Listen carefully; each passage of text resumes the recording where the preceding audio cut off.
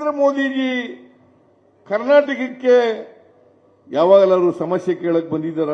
ಬರಗಾಲ ಇರಬಹುದು, ಪ್ರವಾಹ ಬಂದಾಗಿರ್ಬೋದು, ಯಾವತ್ತಾದ್ರೂ ಬಂದಿದ್ದಾರ?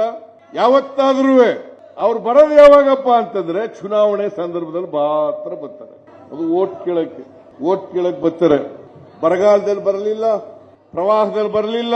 ಯಡಿಯೂರಪ್ಪನವರು ಮುಖ್ಯಮಂತ್ರಿ ಆಗಿರುವಾಗ 2019ರಲ್ಲಿ ದೊಡ್ಡ ಪ್ರವಾಹ ಬಂತು.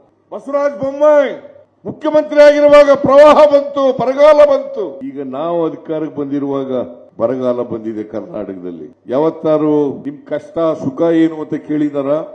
ಕಷ್ಟ ಸುಖ ಅಂತ ಯಾರು ಕೇಳಿ? ಯಾರು ನಿಮ್ಮ ಹಿಂದೆ ಇದ್ರಲ್ಲ MP ಯಾರವರು? ಪ್ರತಾಪ ಸಿಂಹ. ಅವ್ರು ನಮ್ಮ ರಾಜ್ಯದ ನಮ್ಮ ಜಿಲ್ಲೆಯವರಲ್ಲ, ಅವರು ಹಾಸನ ಜಿಲ್ಲೆ ಸಕಲೇಶಪುರದವರು. ಅವರು ಇಲ್ಲಿ ಬಂದು ಏನ್ ಪ್ರಲಾಪ ಮಾಡಿದ್ದು, ಬರೀ ಸುಳ್ಳು ಹೇಳಿದ್ದು. ಪಾಪ ಅವ್ರು ಸುಳ್ಳು ಹೇಳಿದ್ರು ಅಂತ ಹೇಳಿ ಟಿಕೆಟೇ ಕೊಡ್ಲಿಲ್ಲ ಈ ಸರಿ. ಅವರು ಟಿಕೆಟೇ ಕೊಡ್ಲಿಲ್ಲ. ಅವ್ರು ಯಾವ ಜಾತಿಯವರು? ಒಕ್ಕಲಿಗ ಜಾತಿಯವರು.